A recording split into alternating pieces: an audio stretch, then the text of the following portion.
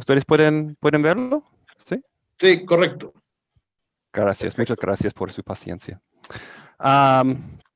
Entonces, antes de comenzar, necesito pedirles a todos su paciencia con mi nivel de español.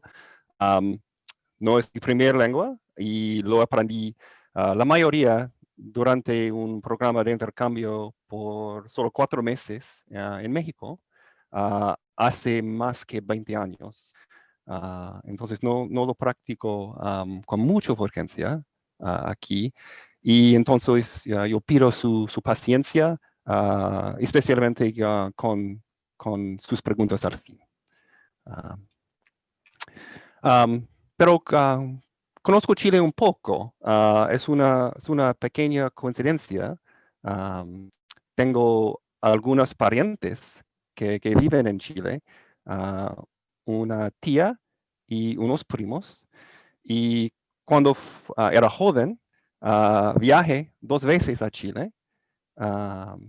Visité a Santiago, Valparaíso, Viña del Mar y la granja de la familia cerca de Talca, en la comunidad de San Javier. Um, tenemos una foto de mi papá y yo en el tren entre Santiago y Talca, y una foto de la familia entre una celebración del Nuevo Año. Y una foto de que creo que es el río Maule, cerca de su granja.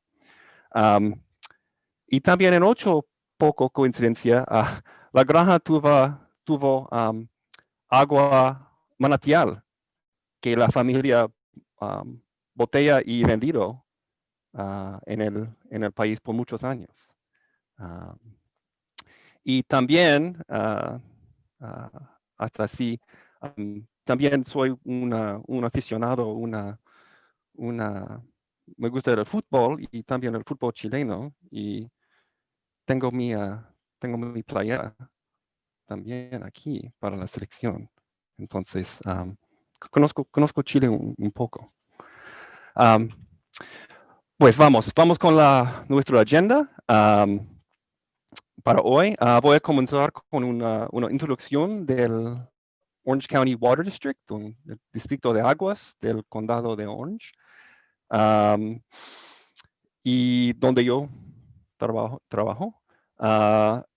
Y luego hablarle de la recarga de aquíferos con aguas recicladas. Vamos a hablar sobre la calidad del agua, las leyes y regulaciones pertinentes, y algo sobre la percepción y comunicaciones públicas, que son muy importantes en proyectos como así. Y después, si hay tiempo suficiente, tal vez unas preguntas y respuestas intentadas. Entonces, el Orange County Water District está ubicado en el sur del estado de California, entre los condados y ciudades más de Los Ángeles, que es más o menos así, y San Diego al sur. Y el distrito fue formado por el Estado en 1933. Y administra y recarga la cuenca de aguas subterráneas en el condado de Orange. Tenemos una población de 2,5 millones, un área de nuestra área de servicio, 925 kilómetros. Y la cuenca se representa 77% suministro del agua local. Y uno puede pensar en nosotros como el distribuidor mayorista de aguas subterráneas en el condado. Y tenemos 19 grandes minoristas públicas o municipales. Y ellos usan la mayoría del bombeo de pozo en la área. Nosotros trabajamos muy juntos con ellos para administrar la cuenca. Aquí es una imagen de la cuenca de aguas subterráneas. Es una cuenca aluvial con capas de arena, grava, limo y arcilla. La mayoría de los pozos municipales son construidos a una profundidad de 150 a 500 metros. Y a la derecha puede ver que el río Santa Ana es el río mayor del área y la mayoría de nuestras cuencas individuales de recarga están ubicadas cerca del río.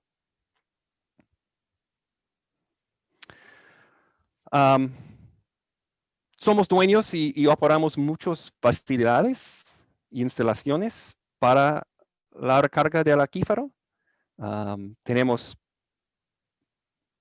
presas grandes y pequeñas, oleoductos, pipas, estaciones de bombeo, cuencas de recarga, una planta de tratamiento y purificación, y muchos pozos de inyección,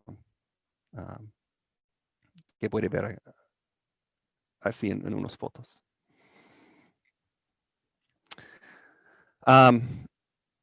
Operamos un sistema de recarga gestionada de acuíferos y intentamos medir casi todos los suministros de recarga como parte de nuestro presupuesto anual de aguas subterráneas en la cuenca. Entonces tenemos aguas recicladas, agua superficial local, aguas importadas y la recarga natural. Y esta imagen es más o menos por un año típico. Tenemos una broma que con nuestro clima casi nunca tenemos un año típico.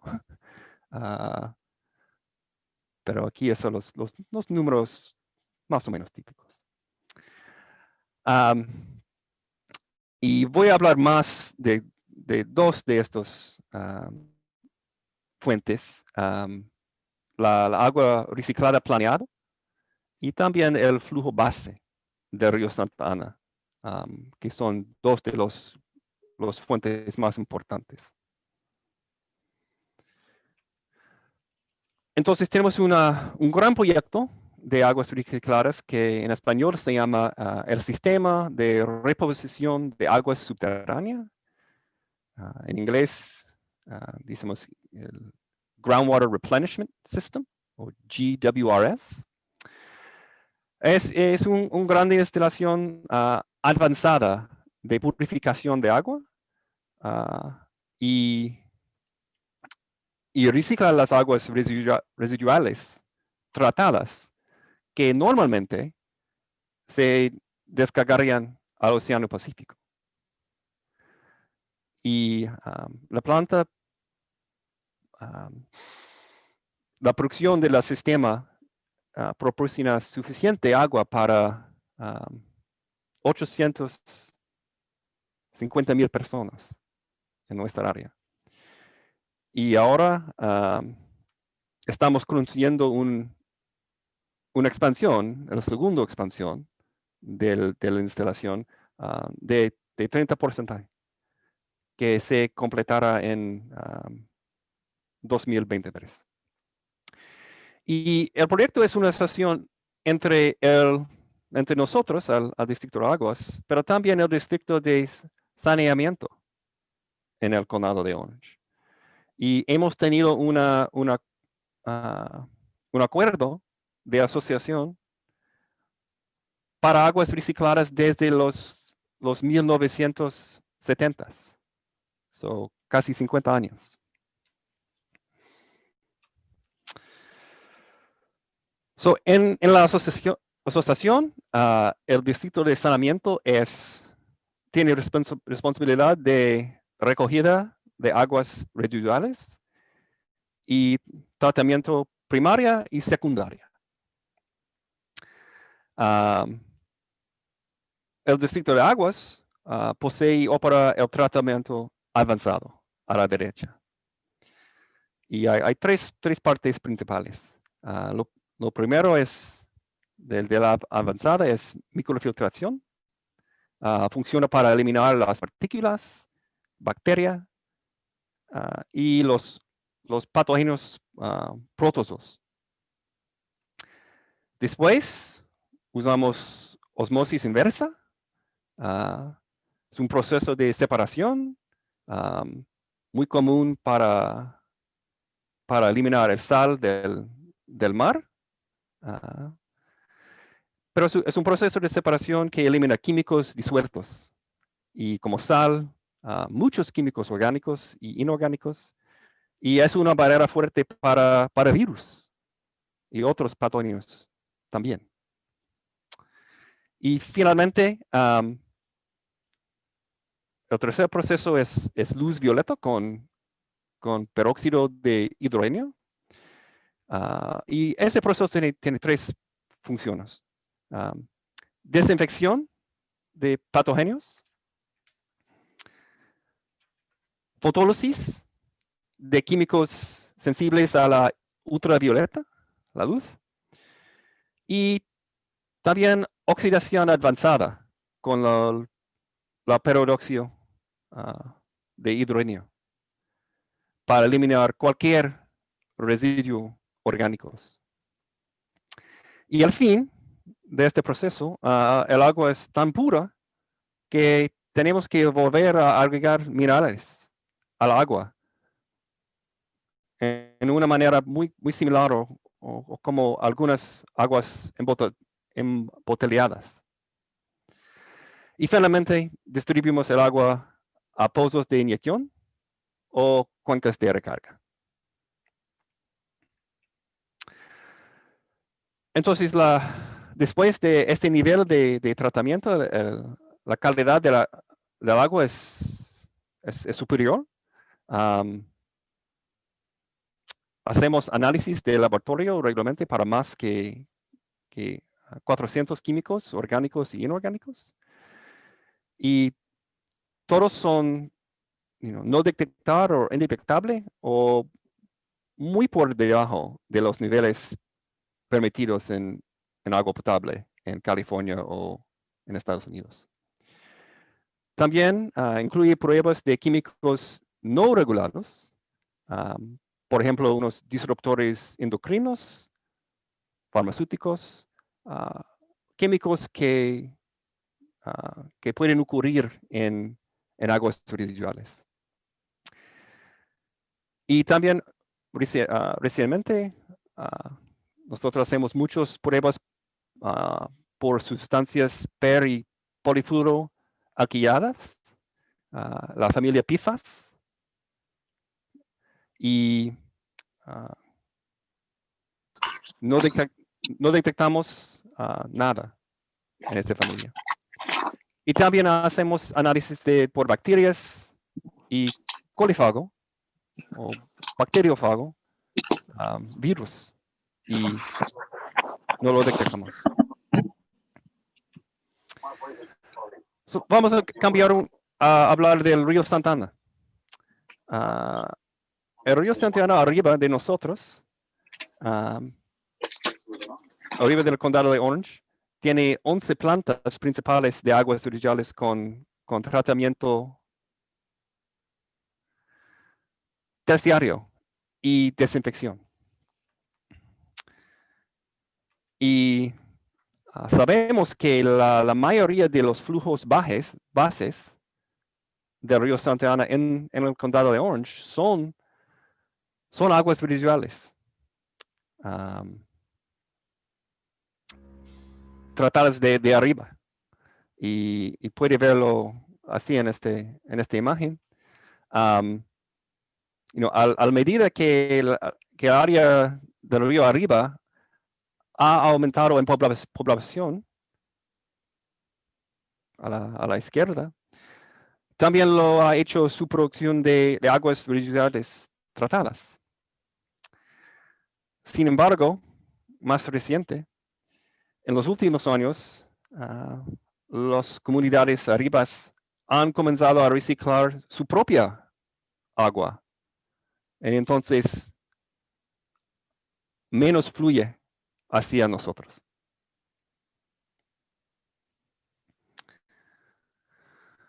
Entonces, la calidad de este agua cumple con todas las normas primarias de agua potable del Estado y federales. Tiene un nivel de sólidos totales disueltos cerca de 700.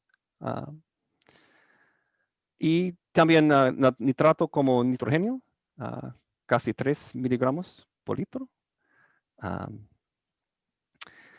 Y hace unos años, entre 1996 y 2004, el distrito realizó un estudio que se llama SARWAC, el Santa Ana River Water Quality and Health Study.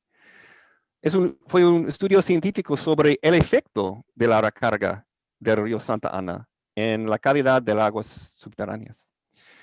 Y al fin del estudio, un panel de expertos, de terceros, opinó que el uso fue seguro, pero recomendó continuar un programa de pruebas y vigilancia en el río, en el acuífero. Entonces tenemos el programa de SARMON, es para monitorizar, y es un programa integral en el río y el acuífero con pruebas y regulares, orgánicos, inorgánicos y la microbiología, con un énfasis en la evaluación continua del proceso del tratamiento suelo acuífero, o en inglés decimos Soil Aquifer Treatment, o SAT. Y tenemos unos ejemplos aquí del programa de monitorizar, donde podemos ver la eliminación de unos orgánicos después de un mes de suelo y de tratamiento suelo y acuífero. Entonces, tenemos análisis de carbono orgánico disuelto, que elimine casi 50%. Y también buscamos unos químicos individuales, como cafeína del café, que es muy común en aguas residuales, que el suelo y acuífero tratamiento es muy efectivo. Pero hay unos químicos como sucralosa, que es un azúcar artificial que nuestro cuerpo no puede metabolizar bien. Y también las bacterias en una planta de aguas residuales también no puede metabolizar bien. Y también no absorbe bien al acuífero. Entonces, podemos ver algo de sucralosa después de un mes de tratamiento suelo y acuífero.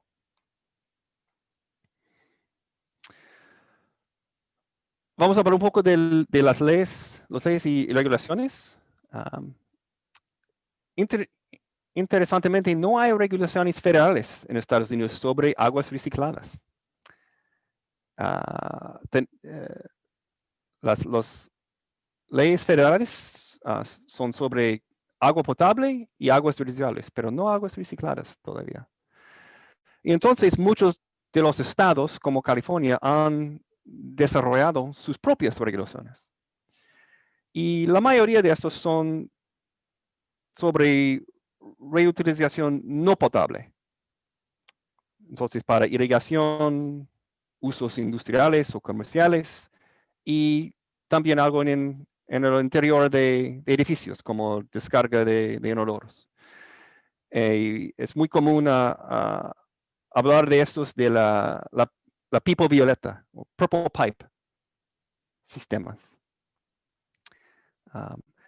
Pero hay algunos estados que también tienen regulaciones sobre reutilización potable, como la recarga de acuíferos o reservorios superficiales. Y también hay unos casos de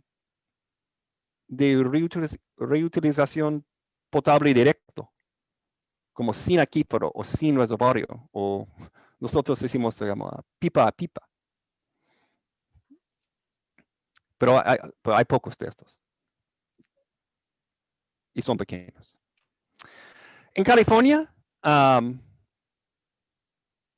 tenemos para nuestras regulaciones de reutilización potable, tenemos para aumento de aguas subterráneas hasta el 2014 oficialmente, y para reservorios.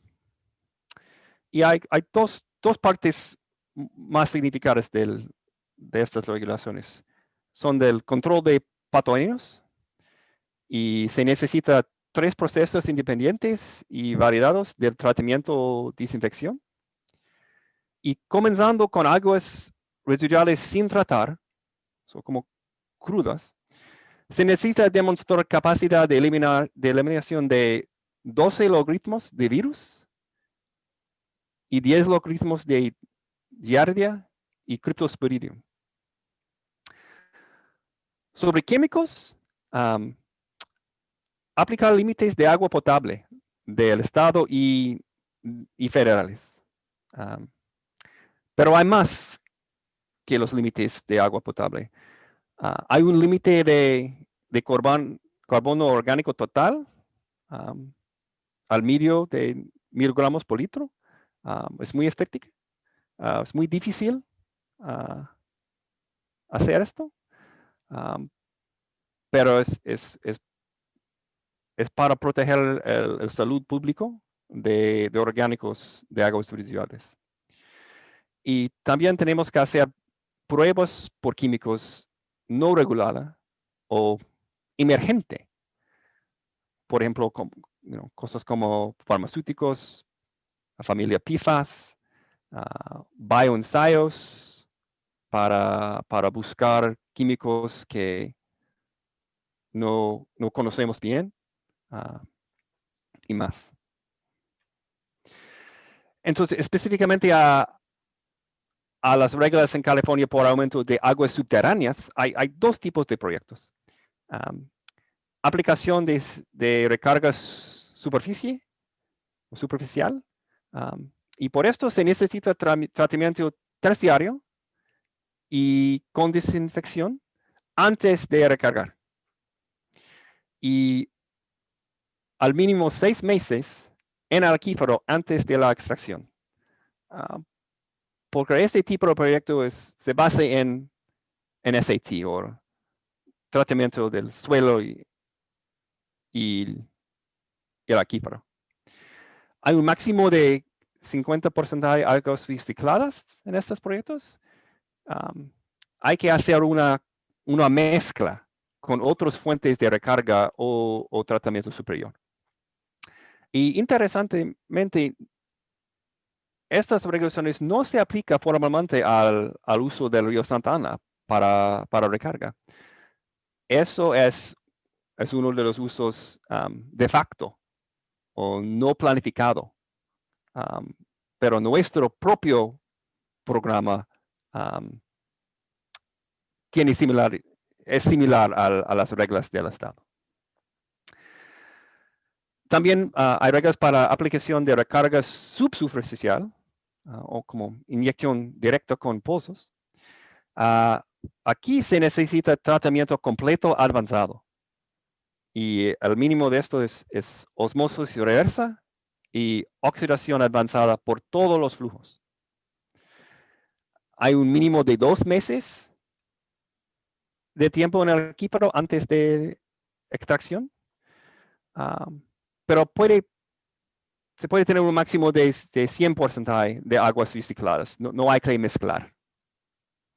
Y esas son las reglas para nuestro proyecto de GWRS. Finalmente, hablamos de percepción y comunicaciones públicas por nuestro proyecto. Es algo muy importante. Porque proyectos similares aquí en California fueron detenidos por la oposición pública y política durante los 1990s y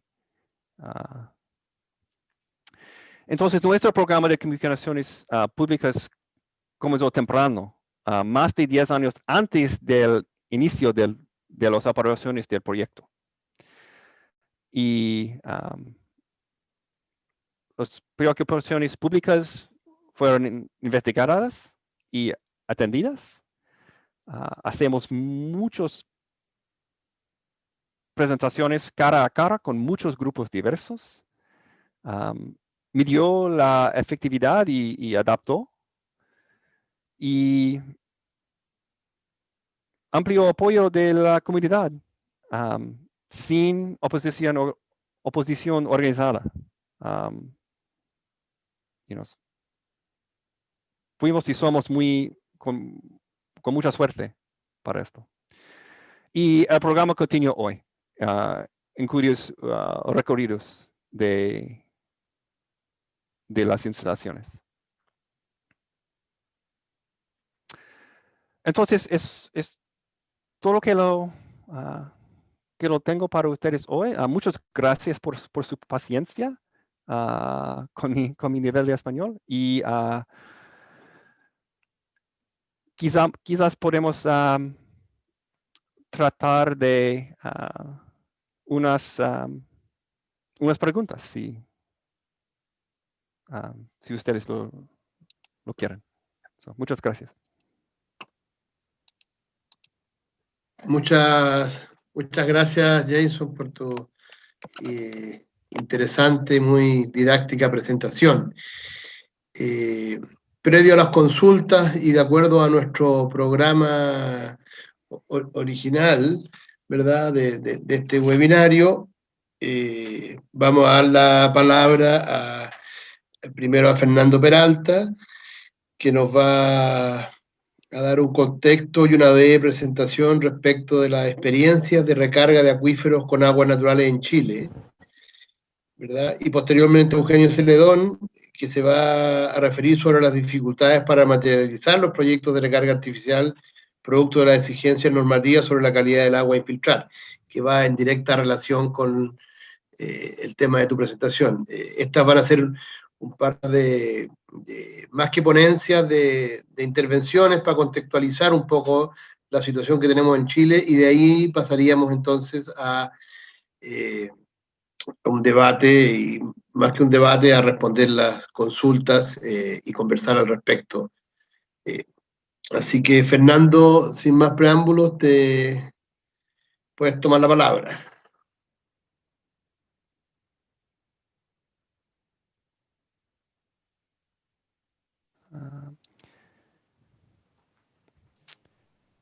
Yo puedo ver unas preguntas en el chat. Quizás yo puedo tratar de responder de estos, ¿sí? Sí, pero la idea es que primero escuchemos a Fernando y Eugenio y después vamos a ir a las consultas, Bien. Jason. Sí, esa es Bien, justamente bien. la idea, ir viendo las del chat, digamos. Pablo. ¿Sí? Pablo, en este momento no veo a Fernando en línea, entonces tal vez podría... Partamos con Eugenio, entonces. Ya puede Sí. que haya tenido problemas de conexión, así que lo contactamos y ahí después de Eugenio habla, ¿no? Ya. Ok. Bueno, se ve, voy a compartir pantalla para unas 3 o 4 láminas. Primero decir, muy interesante la presentación de Jason, notable el nivel de desarrollo y de avance en la tecnología que tienen respecto del reuso y la recarga artificial. Nosotros estamos en una etapa distinta, que yo diría que parte fuertemente, o debiera haber partido fuertemente en el año 2005 con la modificación del Código de Agua que se estableció en esa época en nuestro país y que le dio a el agua de infiltración artificial o de recarga artificial a los acuíferos una característica importante, que fue poderla o permitir que se constituyera en un derecho de agua provisional.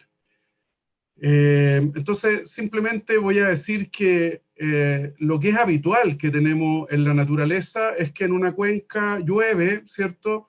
Y el agua escurre superficialmente en su mayor porcentaje, del orden del 80-85%, y se transforma en arroyos, ríos, cauces, etc. Y el saldo, en el fondo, percola entre las partículas y constituye la recarga natural de los acuíferos, ¿ya? Y eso es lo que normalmente nosotros tenemos a la vista. Pues. O sea, tenemos a la vista unos cauces con unos ríos bastante revueltos, porque Chile tiene una característica bien particular y beneficiosa desde el punto de vista del agua subterránea, que tenemos unos recorridos muy cortos en términos de distancia, no más de 300 kilómetros, entre la cordillera y el mar, con pendientes muy fuertes que hacen que la mayoría de los ríos tengan un régimen torrentoso. Y esa es la ciudad de Santiago con el río Mapocho, súper limpio, y ese es un río intermedio de cualquier zona central del país, que en el fondo podría ser el Maipo, súper limpio. Y ese es el agua que nosotros habitualmente infiltramos en forma natural. Entonces, una de las formas que más habituales, más simples, más sencillas, y que se ha aplicado ya por lo menos en 2, 3, 4 partes en el país, una en Copiapó, Carlos nos puede confirmar eso, otras que se han desarrollado en la zona de la Concagua, tienen que ver con encauzar o tener un cauce principal que está conducido y sacar lateralmente el agua para que disminuya sus velocidades, tenga decantaciones, en el fondo se vaya limpiando y finalmente reducimos su velocidad para que pueda aumentar su tiempo de residencia y aumentar la percolación, pero sigue siendo la misma agua con la misma calidad y las mismas características que tiene el río, un poco la situación, digamos, de hecho, que produce la presentación que hizo Jason, el río Santana. Y otra forma que es también habitual es los pozos de extracción, que se puedan utilizar como pozos de recarga, ¿cierto? Que tiene la ventaja de que tiene una muy buena facilidad y condiciones de poder ser medida el agua, tanto la que se extrae como la que se ingresa, más fácil que en balsa y en sistema de escurrimiento abierto. ¿Y cuál es la característica de el agua que en el fondo nosotros tomamos y que, por ejemplo, el agua del río Maipo es tratada en la planta Las Vizcachas y es conducida por la red a nuestro sistema de agua potable y hasta nuestras viviendas? Es un sistema de tratamiento en que eliminan una serie de elementos que pueden superar la norma, pero fundamentalmente una filtración. Y eso lo tenemos en la planta de La Mochita, lo tenemos en la planta de Las Vizcachas, etc. Y es agua que finalmente, como ven, la puede tomar de un niño a un adulto. Y no es distinto de lo que ocurre con el agua que llueve, circula por el suelo, llega a los acuíferos después de un tiempo de residencia que a veces es tan lento como más de 2 meses que señalaba Jason. Y lo que habitualmente nosotros tenemos como extracción de agua de pozo es un agua cristalina, de buena calidad. Normalmente requiere de solo una cloración preventiva para ser utilizada en soluciones de agua potable, y tenemos un sinnúmero de plantas de producciones de agua potable en nuestro país, hacia el sur y hacia el norte, cuyo abastecimiento se basa exclusivamente en el agua subterránea, prácticamente en forma directa del acuífero, y prácticamente todas las aguas potables, o un porcentaje muy alto de las aguas potables. Y el agua potable es muy distinta, o el agua natural que escurre por las cuencas y por los cauces, es muy distinto de lo que se entiende y se constituyen como riles, o residuos industriales líquidos, o agua de servida o de alcantarillado, que en definitiva muchas veces se unifican en los sistemas colectores que van a las plantas de tratamiento de las empresas sanitarias, como es el caso que ha escrito Jason, donde efectivamente son aguas de proceso que alcanzan niveles de contaminación más elevados, muchos de ellos con productos que son efectivamente nocivos. Sí, pues si no es ese. No sé quién me está incorporándose a la conversación, podemos hacer la presentación juntos si quieren. Soy yo que me había ido, me había ido en la onda. Entonces conversemos, Fernando. Termino con dos láminas más que dice, ¿cuál es la calidad exigida hoy día en nuestro país por la infiltración? Nosotros hoy día tenemos aplicable fundamentalmente una exigencia que está en dos tablas a partir del DS46, que es una normativa que rige para los riles y que en definitiva le exige a el agua de infiltración ir a la tabla 1 o a la tabla 2, que son distintos niveles de exigencia, pero considerando el grado de vulnerabilidad del acuífero, o sea, o cuán cerca tenemos el nivel de la napa respecto de la zona de infiltración directa donde se está haciendo el contacto del agua con el suelo. Y en el caso de que queramos infiltrar directamente a los pozos, se pide determinar el contenido natural del acuífero. ¿Para qué? Para que el agua que se inyecte o que se infiltre sea de la misma calidad o mejor que el acuífero, para lo cual hay una normativa que es en el fondo la minuta 27, que establece unos límites a partir de la tabla 1 o la tabla 2, dependiendo, como dije, del nivel de vulnerabilidad del acuífero, si es mediana o es alta la vulnerabilidad, donde cuando los métodos que se aplican en el laboratorio no llegan a los niveles detectables que exige la norma, se aplica 1/10 del valor que establece la tabla. Entonces, aquí yo tengo muestra de el acuífero vulnerabilidad para condición media, la exigencia que se pone, la norma de agua potable, la norma de proceso de fuente de abastecimiento y el contenido de un acuífero de colina. Entonces, se da la situación extraña que hay parámetros que quedan completamente exigentes respecto de la norma de agua potable, como el cloruro, como los nitratos y nitritos, como los sulfatos, y hay otros que quedan excedidos porque el acuífero tiene una condición natural mucho peor o de más mala calidad que la de la norma exigible, y hay otros como el tolueno, el xileno, el pentaclorofenol, que en el fondo, en general, los laboratorios no tienen los niveles de medición que hoy día la norma exige, y entonces van al 10º de la norma con consideraciones que son prácticamente inalcanzables. Lo mismo sucede ahí. Entonces, ¿cuál es el resumen de lo que quiero transmitir y que quiero poner como parte de la conversación? Que el agua subterránea en forma natural siempre ha recibido la recarga con contenidos del entorno. O sea, lo que viene en el río, lo que viene en el canal, lo que está en la superficie, el agua lo disuelve o se lo lleva con, pero el suelo siempre ha sido capaz de actuar como un filtro infinito, porque es un continuo, ¿cierto?, que reproduce de forma mucho más amplia los filtros artificiales que nosotros utilizamos para la purificación del agua, y el suelo naturalmente filtra y purifica la agua subterránea. Estoy hablando de aguas naturales.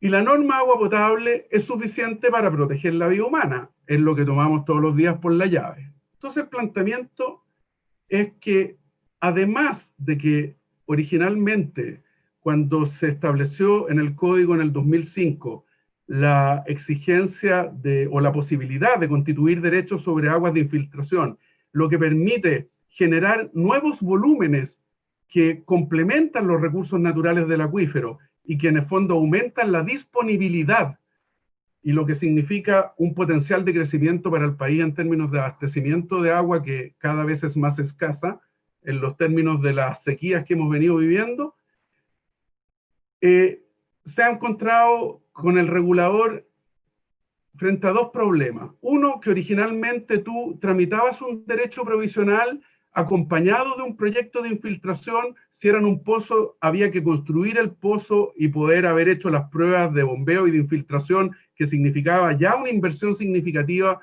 para quien iba a desarrollar ese proyecto, y el regulador, en este caso la Dirección General de Agua, tramitaba esa resolución o ese expediente en búsqueda de emitir una resolución de aprobación de un derecho provisional, junto con revisar el proyecto de infiltración. Y eso se ha ido transformando en que cada vez tiene más pasos, y hoy día son dos etapas. Es desarrollar un proyecto, solicitar la aprobación, luego tramitar el derecho, y todos sabemos lo que se demora cada uno de esos procesos en este país, que son por lo menos 4 o 5 años. Entonces, el planteamiento es, para poder avanzar positivamente en el uso y en la necesidad de facilitar un recurso que está disponible, y que no voy a decir ni que se pierde ni que se va al mar, sino que se deja de usar, para que nadie con un concepto muy legítimo ambientalista me diga que estamos equivocados, aunque el agua se pierde, el agua no se pierde, efectivamente. Y el agua es necesaria en muchos lugares del planeta y del entorno y del ciclo hidrológico, pero hay aguas que tienen derecho y que se ocupan permanentemente durante todo el año, y otras como las de riego, que se ocupan parcialmente durante unos meses del año de máxima demanda, y el resto del tiempo siguen escurriendo por el cauce y llegan a otro lado, y podrían ser en una parte utilizadas infiltrándose en el acuífero y disponiendo del gran volumen que significan los acuíferos en Chile, con una capacidad de almacenamiento súper significativa. Por ejemplo, el almacenamiento que tiene el acuífero de la región metropolitana son 100 embalses El Yeso. El almacenamiento que tiene el Maule en la séptima región son del orden de 90 embalses de la zona. Entonces, ¿es posible infiltrar directo al acuífero agua potable directo en pozos? Equivalente a la calidad superficial en embalses o canales. Eso no es lo que hoy día permite la norma, es lo que nosotros proponemos que simplifiquemos para que realmente le demos utilidad a un recurso escaso. Así que dejo a Fernando con sus experiencias de obras sobre el punto. Muchas gracias, Eugenio. Fernando, entonces, continuando con el programa, la idea es que nos des un breve contexto, ¿verdad?, respecto de experiencias de recarga en acuíferos con aguas naturales en Chile que se han verificado y en los cuales tú has trabajado bastante. Estás sin micrófono, Fernando.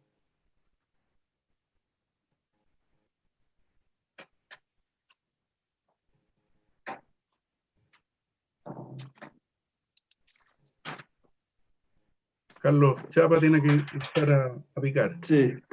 ¿Qué hice ¿Fernando? No, estamos viendo que no... Carlos, habilítale el micrófono a Fernando. ¿A Fernando Peralta? Sí, porque no se da cuenta que está en mute. Déjame encontrarlo aquí en el listado, no lo encuentro en el listado de sistema. Ahí lo logró. Ahí lo logró hasta el final. No, Carlos, muchas gracias por quitarme la provisión. Bueno, seré breve, don Pablo, porque sé que están todos muy rápidos.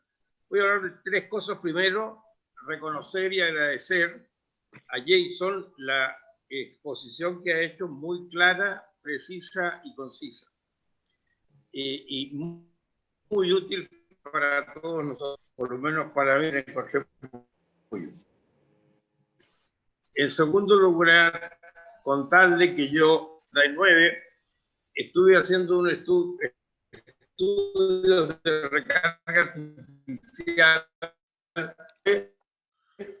en Ángeles, en Orange County, en la planta de Whittier Narrows, que estaba en ese momento en etapas de digamos, echarla a andar, haciendo los primeros análisis.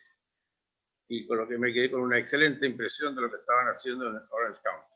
Bueno, ahora en Chile nosotros tenemos en los últimos 10 años, aproximadamente, algunas experiencias importantes de recarga artificial que no son oficiales, sino que han sido producto de dos factores. Primero, la escasez de agua, donde no había sacar agua de ningún otro sitio. Y segundo, del sentido común. Estos dos factores han influido para que las personas acudan al agua subterránea, porque aparte de eso, casi todos los valles tienen una gran cantidad de sondeos para extracción de agua subterránea.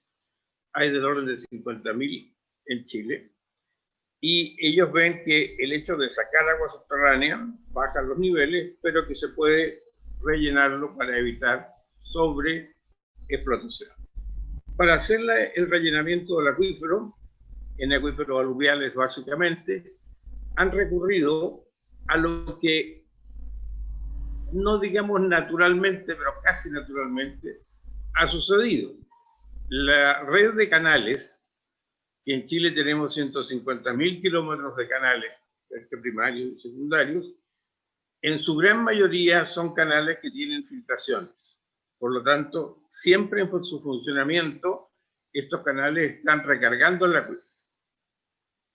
Y por otro lado, nosotros tenemos 1.200.000 hectáreas de riego en Chile, y hace 10 años atrás solamente habían 150 o 200.000 con riego tecnificado y con una alta infiltración. Hoy día ya tenemos 400.000 con riego tecnificado y tenemos 800.000 con una alta infiltración. Entonces, esos dos factores, básicamente el tema de los canales, es lo que se ha usado para recarga artificial en muchos lugares, pero hay tres que son los más connotados. Voy a partir por el más importante de todos, que es Copiapó. Y no voy a hablar de Copiapó porque está aquí el autor, el creador y el hombre que hizo posible. Solamente voy a decir que se hizo un muy buen trabajo y se logró embalsar una gran cantidad de agua de la última avenida. Hay un valle aquí en la zona central norte, que es el Valle de la Aconcagua, tercera sección, que tiene en los veranos un déficit importante de agua superficial y en los últimos años se ha hecho casi sistemáticamente infiltración de agua en los canales durante el invierno.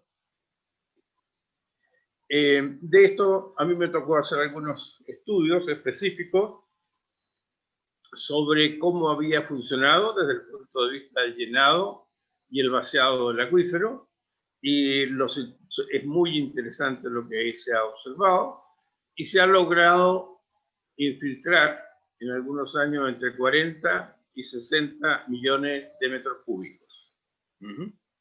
Eso se usa en conjunto, ¿cierto?, con los 2.000 o 2.200 pozos que hay en ese sector para regar 20.000 hectáreas. Esa es una experiencia exitosa en la que no hay un estudio científico, no hay un proyecto específico, ninguna autoridad, y eso es lo que pido, ¿no es cierto?, con el sistema, sino es muy difícil de haberlo podido echar a andar. Y el tercer tema, para hacer rápido en esta exposición, el tercer tema es el río Diguía, al lado de Chillán, en el sur de Chile, a 500 kilómetros más o menos de Santiago al sur. Ahí se ha estado también empleando la escorrentía de agua en los canales en los meses de invierno, y algunas medidas de las cuales yo tengo conocimiento se han llegado a poder infiltrar del orden de 7 metros cúbicos por segundo durante algunos meses. Aquí también en este foro hay una persona que ha participado en esto, que es don José Luis Armí, que puede que tenga cifras más exactas, pero lo que yo quiero poner en evidencia no es la cifra, yo quiero poner en evidencia es el hecho que ya se está usando y que en algunos casos es lo único que puede permitir salvar una sequía. Hay también una cuarta experiencia que se usó en el Valle del Huasco, al norte de Copiapó, en que, producto del revestimiento de los canales sistemático que fue seguido aún la construcción de un embalse superficial, bueno, estos canales que infiltraban agua no infiltraron porque estaban revestidos, ya no infiltraron, dejaron de alimentar unos pozos que estaban en un acuífero al lado de la ciudad y la ciudad se quedó sin agua. Por lo tanto, tuvieron que recurrir por la fuerza de los hechos a hacer recarga artificial, para lo cual hicieron convenio con los usuarios de agua superficial y logró reponerse el abastecimiento, y ahora hacen unos convenios en los cuales también participa aquí don Carlos Araya, que está aquí presente. Aquí hay gente que tiene mucha experiencia. Y la otra experiencia es una experiencia extraordinaria desde el punto de vista técnico y desde el punto de vista científico y desde el punto de vista del control. Es la que ha llevado la Sociedad del Canal del Maipo en un proyecto piloto aquí en el acuífero de Santiago, y que también asiste a esta reunión don José Luis Fuentes, en que él ha llevado esa campaña y esa investigación durante varios años. Bueno, con esto quiero solamente decir que en Chile estamos usando el agua dentro de un contexto en el que estamos todos convencidos que si siempre hemos usado esa agua de una manera que la ignorábamos o no éramos absolutamente conscientes, estamos usando ese mismo sistema para hacer una recarga consciente ahora. Y que personalmente yo creo que esto es una fuente muy buena que nos permite asegurar el grandes consumos como es la agricultura.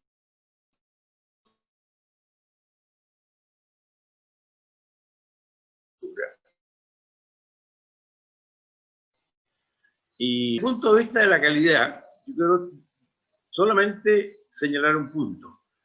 Aquí los controles de calidad del agua son muy estrictos para el consumo de las ciudades y bastante estrictos para el consumo del agua potable rural. De manera que si se hubiera producido alguna contaminación por esta razón, ya se hubiera sabido. Hay otras contaminaciones que se han producido producto de vertidos químicos de plantas industriales o de vertidos en zonas mineras. Y eso de inmediato se sabe y quedan registrados y se toman las medidas. Así es que si se hubiera sabido alguna una contaminación así importante, en el caso del agua subterránea, se sabía. No creo que no sé si la hay o no la hay, pero quiero decir que no hemos tenido ninguna situación crítica en relación con ello. Y con esto termino para dar paso a las preguntas de los asistentes. Muchas gracias. Gracias a ti, Fernando, Eugenio. Entonces, Jason, ¿cómo te acomode a ti? Tú habías comentado que estabas viendo las preguntas en el chat. Si quieres, vas respondiendo o te vamos con José Luis Arumí apoyando en algunas, digamos. ¿Cómo te acomoda? Sí, gracias. José Luis han traducido algunas de las preguntas para mí, entonces yo puedo tratar de responder en español. Vamos a ver. Lo primero fue cómo calculan el tiempo de residencia del agua en el acuífero para comprobar el tiempo mínimo de 6 meses. Entonces, estamos obligados por regulación a utilizar un enfoque por fases que incluye un modelo inicial y finalmente una prueba de trazador en campo para verificar el modelo. En California. En California.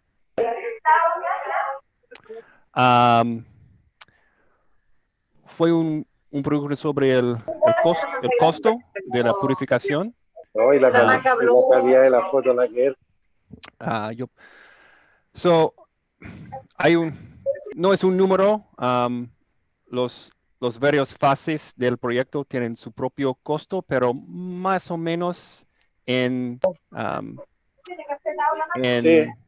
dólares de Estados Unidos o centavos por metro cúbico, creo que es más o menos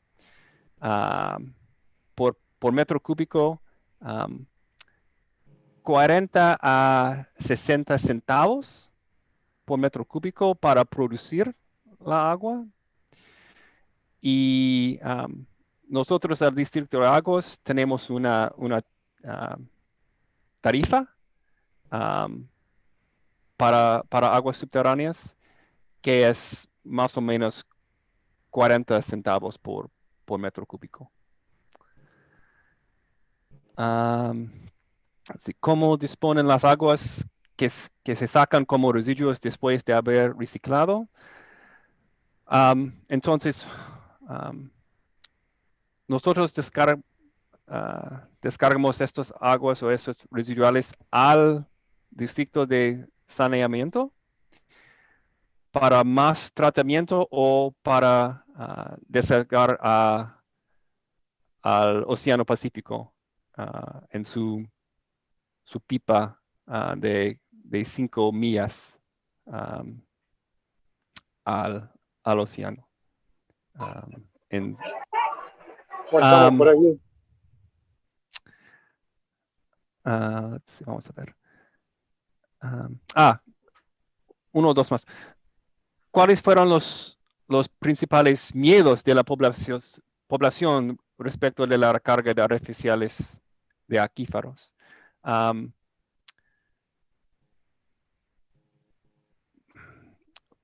Con aguas recicladas y con el nivel de tratamiento, fue unos, no miedos, pero preguntas sobre los costos, como muchos proyectos. Y también con la calidad. Preguntas sobre las hormonas o los disruptores endocrinas y cosas así. Por muchos, si podemos demostrar que con osmosis inversa es un gran barrera, un barrera fuerte a muchos de los químicos que el público tienen miedo o preguntas. La tecnología fue importante.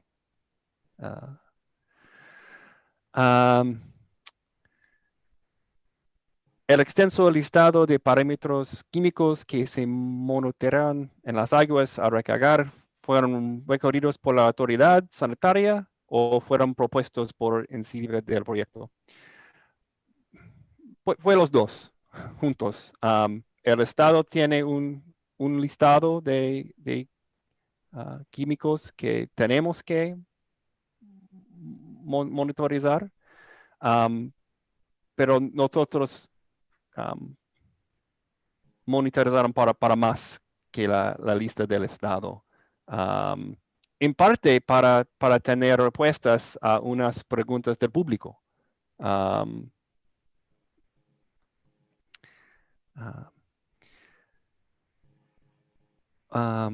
Una pregunta sobre el COVID y el virus corona en el tratamiento.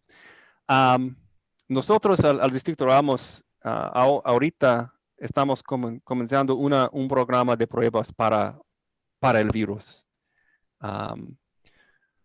No creo que vamos a encontrarlo en nuestro lado del proceso.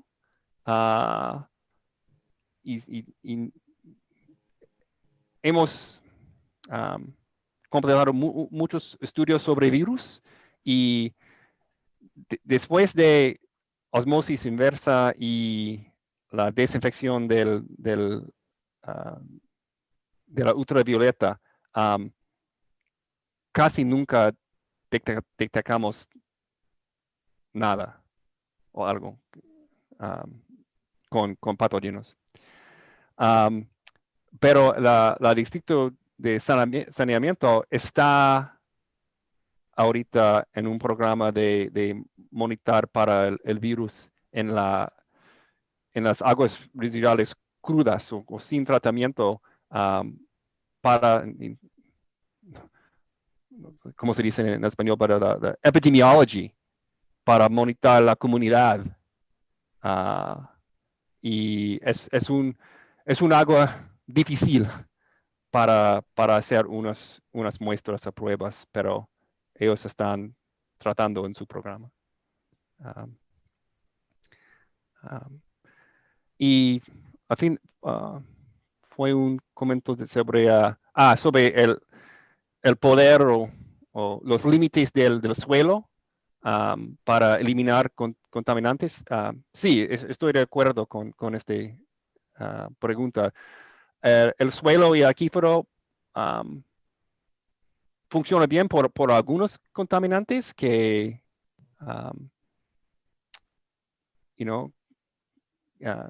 son en inglés biodegradable, bien en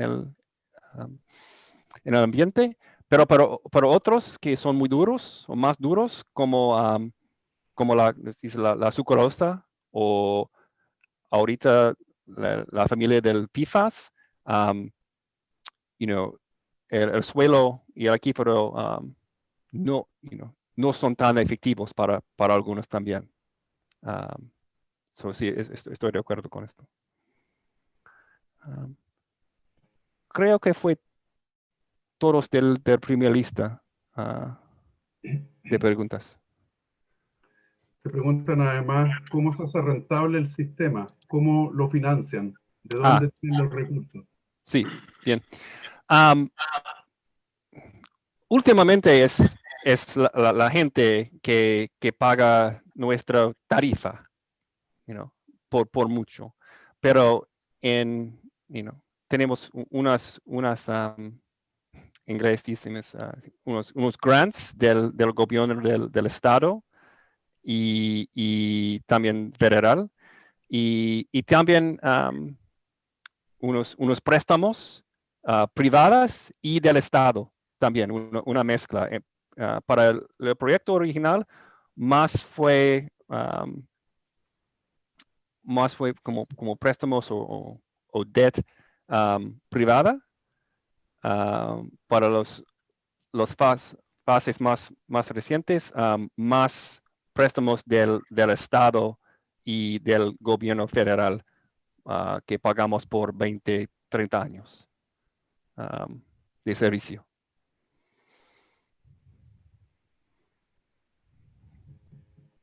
Pero ustedes tienen un valor de una tarifa que le cobran al usuario. Sí, tenemos una tarifa tarifa volumétrica, no sé, del bombeo en la cuenca. Por cada metro cúbico tenemos una tarifa y es la mayoría de nuestro ingreso. Sí. Ok.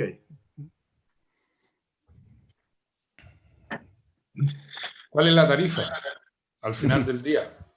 La tarifa para nosotros es más o menos, ahorita más o menos, creo, si tengo mis números correctos, creo que es 40 centavos por metro cúbico por los dueños de pozo. Y ellos tienen sus propios costos del pozo, de su sistema para distribuir las aguas. Nosotros como la mayorista, nuestra tarifa ahorita es más o menos, creo que es 40 centavos por metro cúbico para agua subterránea.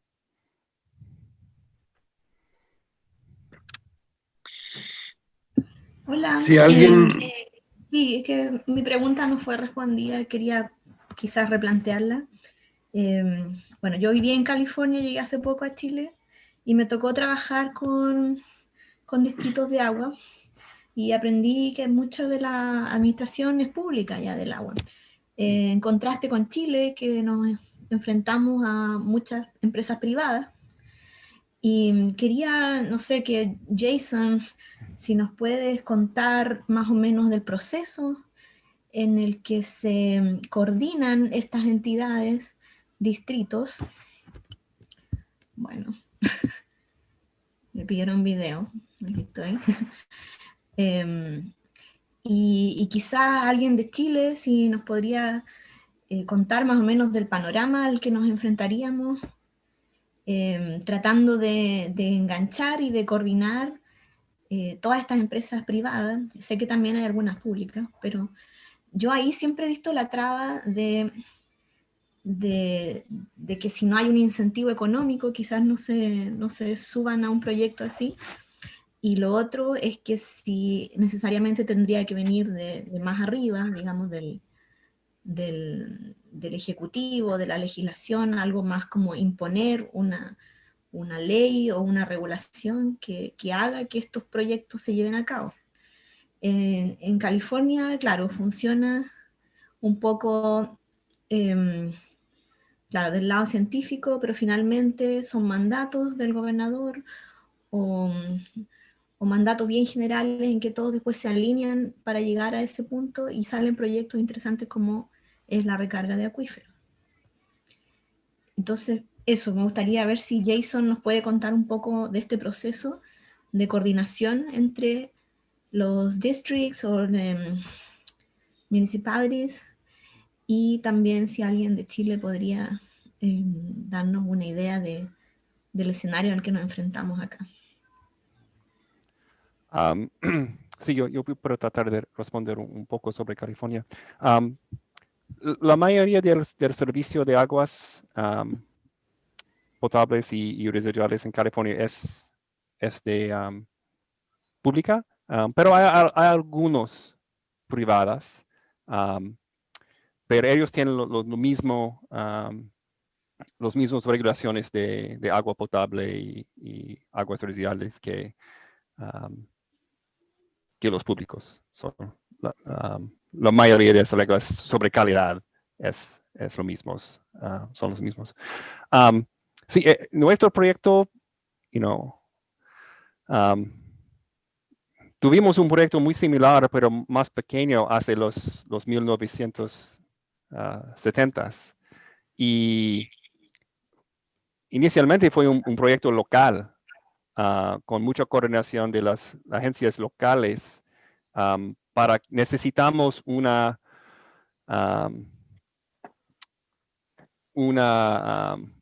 aguas, unos suministros más grandes de aguas para controlar el mar entrando a nuestra cuenca, y necesitamos un nuevo fuente de agua para inyectar, y encontramos a las aguas recicladas para esto, pero inicialmente fue un proyecto local, con el apoyo del Estado. Ahorita hay más interés del Estado en aguas recicladas, y hay más leyes y también más programas y plata o dinero para unos proyectos. Entonces sí, es una coordinación con el Estado, pero también hay intereses locales que quieren un proyecto como así. No siempre el Estado, un mandato del Estado.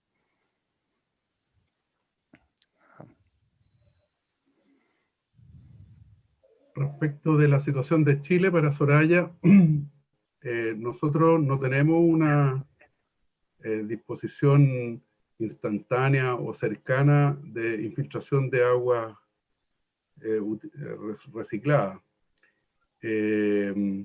Actualmente ni siquiera las aguas naturales tienen una verdadera facilidad, como señalaba antes, de poder regularizarse por la vía de la infiltración, y es hacia donde estamos tratando de caminar, y es el objetivo en parte de esta presentación y de este webinario, poder como iluminar el ir avanzando hacia simplificaciones, que simplificaciones no significa dejar hacer cualquier cosa. Simplificaciones significa hacer cosas razonables, que estén suficientemente monitoreadas, medidas y controladas, que tengan planes de alerta temprana y que tengan, digamos, sistemas de control permanente para que realmente se puedan desarrollar iniciativas que sean exitosas. Pero sí conversando con gente, por ejemplo, de Agua Andina, como una sanitaria de las más importantes, o la más importante que tenemos en el país, la más grande, que atiende a la región metropolitana, ellos tienen iniciativas y están buscando cómo aprovechar sus aguas servidas recicladas, y parte de su iniciativa está por desarrollar un proyecto futuro de infiltración a los acuíferos, cuestión que el conocimiento que por lo menos yo tengo de conversaciones con ellos es que la superintendencia y el superintendente actual sí tiene una mirada positiva sobre el punto. Y en una presentación que se hizo sobre el tema de las aguas, de los tratamientos de aguas servidas por el fiscal de la superintendencia, ¿cómo se llama? David Peralta, hizo una presentación el fiscal de Agua Andina, donde presentó un proyecto de una potencial instalación futura de infiltración de aguas servidas tratadas para la región metropolitana. Por lo tanto, yo creo que ese es un camino o es algo que viene y que debiese ser posible de aprovechar positivamente. Lo que nosotros estamos planteando es algo más simple y más fácil de hacerlo en el corto plazo, que significa poder aprovechar las innumerables captaciones que se manejan a nivel de las diferentes regiones y poder infiltrar agua de calidad potable y no tener exigencias tan más allá que hacen muy difícil poder acreditar y poder regularizar los permisos y las aprobaciones correspondientes. Y por otro lado, que la Dirección General de Agua como regulador simplifique los procesos de forma tal que se puedan hacer en tiempos más cortos y efectivos. Muchas gracias, Eugenio. Efectivamente, el problema que tenemos en Chile, yo pienso que no es tanto focalizar si es un problema de gestión privada o incentivos privados, estatales. El problema que tenemos es que no hay tenemos trabas administrativas, como bien se ha señalado, trabas regulatorias, y no hay un plan gubernamental firme que incentive en forma masiva, ¿verdad?, con los resguardos que tú muy bien has señalado, proyectos de recarga artificial, ¿verdad? Entonces, por un lado tenemos un discurso, yo diría que en este último tiempo la CNR de alguna forma es la que ha tomado la bandera de tratar de impulsar los proyectos de recarga artificial, haciendo guías metodológicas, proyectos pilotos, pero no se ve a nivel de articulación del Estado como un todo, digamos. Una mirada que haga visualizar que en un plazo medianamente razonable vamos a tener proyectos, digamos, en la medida que las trabas regulatorias sigan siendo tan estrictas. Esa es un poco mi opinión. No sé, Manuel, si tú puedes complementar algo en ese sentido. Sí, quisiera complementar quizás un poco lo que estamos haciendo con el MOP. No estamos tan desarticulados como planteas. De hecho, el MOP hoy día está desarrollando, como lo hace su área de planificación, medidas justamente de infraestructura dedicada de aquí al año 2050, y está considerando en casi todas las cuencas sistemas que tienen infiltración a nivel de sus cabeceras, y después tienen bombeos, principalmente, considerando los problemas de escasez que se han producido y la necesidad de tener algunas funciones que sean, yo te diría, como respondiendo un poco a veces a los problemas de sequía. Creemos que en ese aspecto, tener un sistema de infiltración en las cabeceras y sistemas de bombeo, después en los cuales puedes rellenar canales o puedes rellenar algunos embalses, son sistemas que pueden permitir en cierto momento pasar una etapa de sequía más o menos importante. De ese punto de vista, hoy día el MOP está trabajando con unas piscinas de infiltración en la Concagua, viendo cómo funcionan, tratando de establecer cuáles son las mejores formas en que hacerlo. Y nosotros tenemos unas piscinas piloto en Cachapual. Pero finalmente la idea que planteamos como Estado, nosotros quizás a diferencia de los privados, no estamos buscando recuperar los derechos que se infiltran, sino que establecer un sistema en que se infiltra para el acuífero completo y se recupera en términos de las necesidades que tienen los agricultores o que tiene la gente ante la falta de agua producida por la sequía. Claro, es que esa es una forma correcta de mirarlo, con un sentido comunitario, que es positivo y que puede ser manejado por las organizaciones de usuarios. Eso nosotros también lo proponemos. Pero hay que mirar de las dos, con los dos enfoques.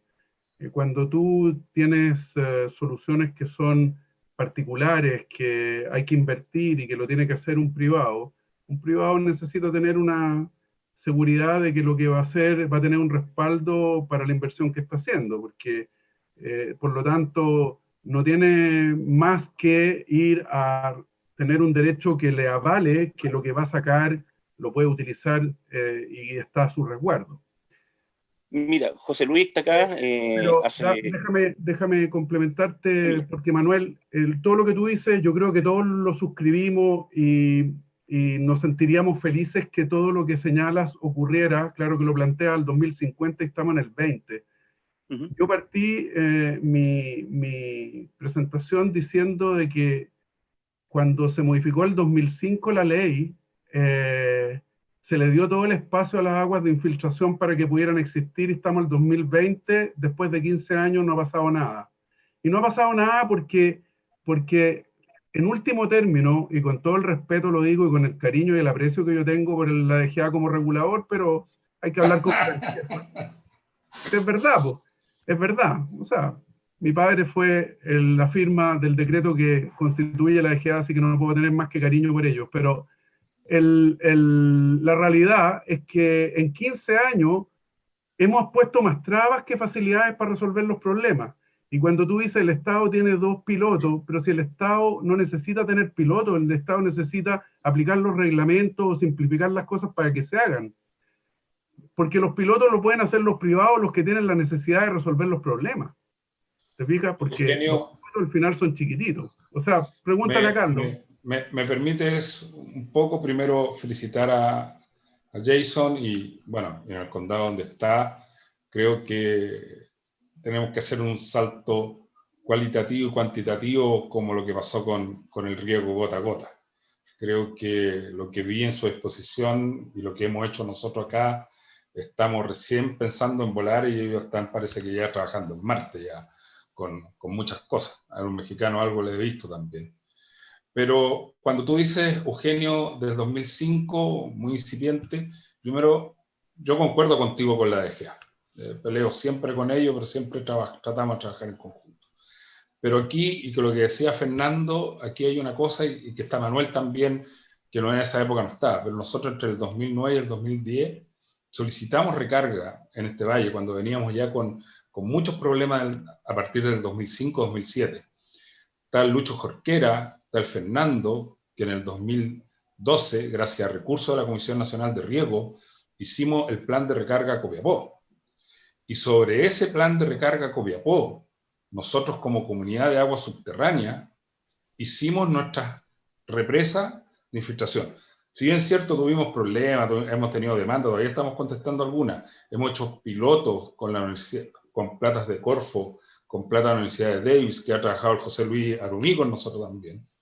Hoy día el plan Huasco, a mí me causa un cuidado. Y aquí cuando los particulares van a empezar a hacer recarga con derechos de agua propios y los demás, y los más chicos, los medianos, no tienen plata o zonas donde infiltrar, el tema a mí se me complica. Nosotros hemos trabajado con los mineros, con los sanitarios, con los agricultores, porque también el derecho en las comunidades de aguas subterráneas no tenemos.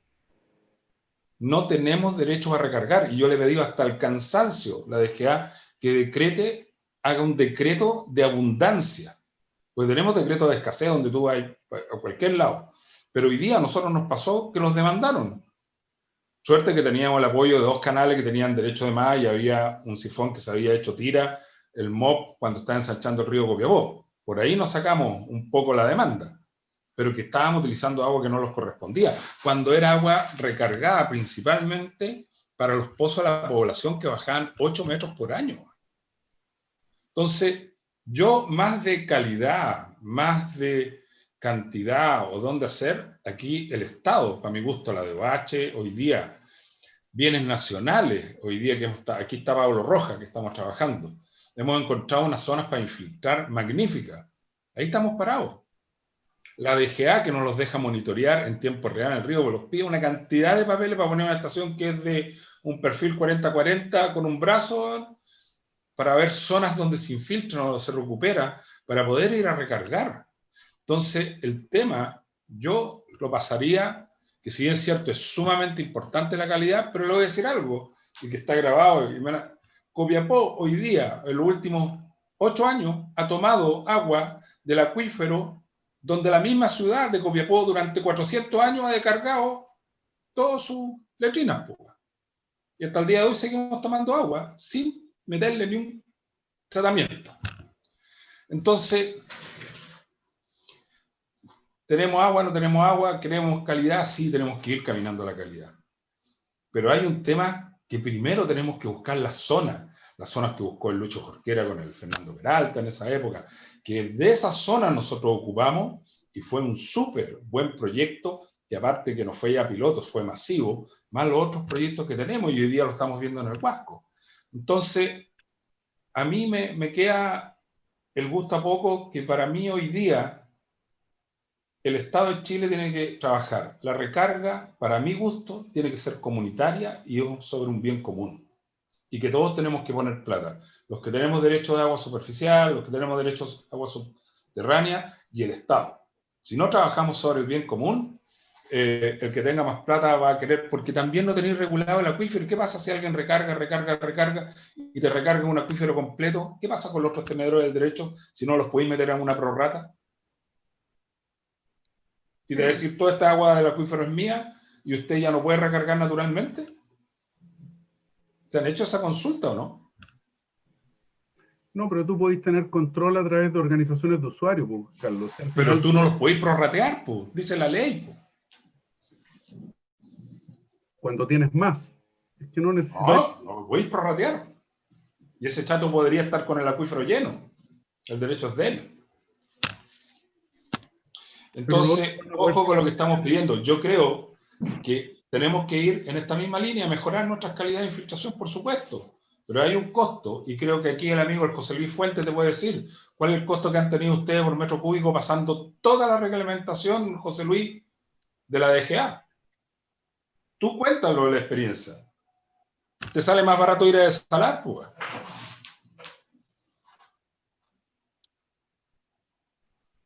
José Luis. Sí. ¿Comentar algo al respecto? Sería interesante. Sí. Si es cierto el costo, lo que habla Carlos está bien, pero hay que considerar que nosotros hicimos una planta, un desarrollo de un proyecto y en el cual tú, Pablo, también participaste, con el objeto de sacar la mayor cantidad de experiencia, mediciones y estadísticas, ¿cierto? Tratando de aprender de esto. Nosotros viajamos, también conocimos Orange County, fuimos a Tucson, fuimos a España a ver cómo el tema de la recarga. Y mucho el costo que en todas las exposiciones, yo en ningún minuto nosotros hemos expresado los costos que nos ha significado hacer la planta de recarga. Todos los costos que se consideran son muchos de investigación y es mucho de tantos consultores como monitoreo. Nosotros teníamos geofísica casi 24/7, teníamos topografía, teníamos monitoreo pozos, teníamos un sinfín de investigación, las cuales obviamente son muy caras, pero normalmente los costos que se informan, lo recargan al valor del metro cúbico. Lo que se buscaba era obtener información, y por eso el costo del metro cúbico. Entonces, si bien es cierto, hoy día la recarga la hacemos nosotros dentro de toda la zona de influencia que tienen las aguas del mismo canal, podemos decir que, porque históricamente como asociación llevamos 193 años, y como dice Fernando, las aguas no han cambiado, han sido la misma agua, que si bien es cierto, con la cantidad de sedimentos, los coliformes y cualquier otro tipo de contaminación se van quedando atajados. Entonces, la calidad del agua se ha hecho, o la recarga del agua en las cuencas la hacen los canales, lo hacen los mismos agricultores que de una u otra forma riegan mal. ¿Ah? Yo creo que, como muy bien dice Carlos, yo creo que tiene que ser cooperativo. El Estado está bien, pero que fiscalice, pero en Chile no hay mucha experiencia, por ende considero que lo que debiese pasar acá es que el Estado se ponga al lado de las personas que están trabajando y que empiece a aprender en conjunto los privados, del mismo Estado y cualquier otra institución que quiera realizar la experiencia, con el objeto de poder tener conocimiento claro respecto al tema de la recarga en Chile. Chile es un país muy característico respecto al tipo de cuencas que tenemos, a la heterogeneidad de suelos que tenemos, etcétera. Hay un sinfín de características únicas que no las tienen otros países, donde los acuíferos son muchas veces más pequeños, donde existen divisiones administrativas, los mismos acuíferos bastante arbitrarias, ¿cierto? Lo cual no permite, en cierta forma, generar proyectos. O sea, yo cambiar muchas veces el límite de una calle, el límite de un acuífero norte, acuífero sur, lo cual obviamente no es así físicamente, ¿cierto? Pero en definitiva, yo creo que hoy día el Estado, darle un poco el empuje a cualquier privado que quiera hacer. Yo entiendo, Carlos, que tú puedes decir que los que infiltran, pero existen un sinfín de normativas respecto a que si es que tú estás, lo dice el código, si tú estás generando recarga y genera algún perjuicio, inmediatamente te pueden suspender y el agua pasa a ser de quien corresponde. O sea, inmediatamente el derecho de extracción no lo va a tener la persona que recargó el agua. ¿Ah? Así que, pero creo yo, en ese sentido, tiene que ser conjunto. Hoy día, una de las cosas que uno ve es que de verdad preguntan más cosas que salen mucho más caro que en definitiva el valor in situ de hacer una recarga. Y si todos recargan, obviamente esto es un esfuerzo en conjunto. Van a ser privados, va a ser el Estado en distintas formas, en río, en cuenca, en agricultura, etcétera. Pero en definitiva es un esfuerzo conjunto, ¿ah? Entendiendo los costos que significa tanto de hacer la recarga como extraer el agua posteriormente. Gracias, José Luis. Jason, a mí me gustaría hacerte una consulta en relación a lo que se ha hablado un poco aquí. Además de los problemas que muy bien ha expresado Carlos y en general que se han planteado respecto de la oportunidad de hacer los proyectos, del sentido comunitario que deberían tener algunos, tenemos un tema específico respecto a la exigencia de la calidad del agua a infiltrar. Y como bien explicaba Eugenio en su representación, en algunos casos estamos llegando a un absurdo de que pedimos parámetros o valores de parámetros que están prácticamente bajo el límite de detección. Entonces, de acuerdo a tu experiencia, considerar que como calidad de agua a infiltrar, el agua potable, ¿tú lo ves como algo que presenta algún riesgo, verdad? ¿O es una calidad suficiente para el resguardo de la calidad de los acuíferos y de los sistemas, ¿verdad? Me gustaría saber tu opinión al respecto en ese sentido.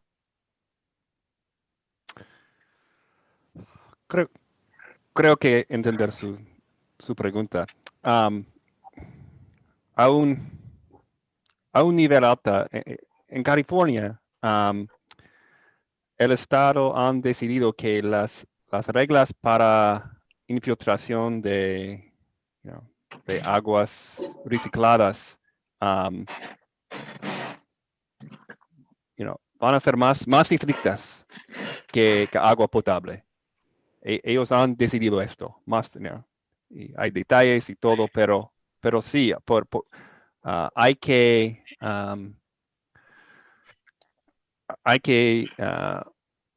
reconocer que los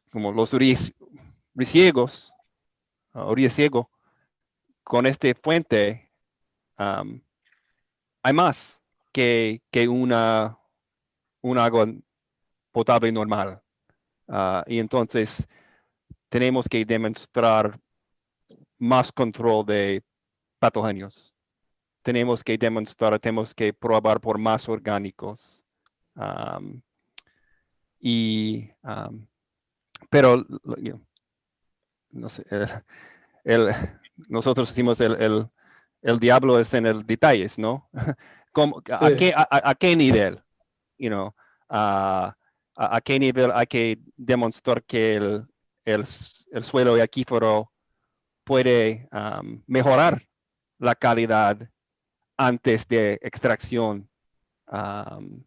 Entonces, y para apoyar una calidad quizás un poco inferior a la carga. Y es estas preguntas científicas no tenemos respuestas perfectas ahora. Y en California las reglas tratan de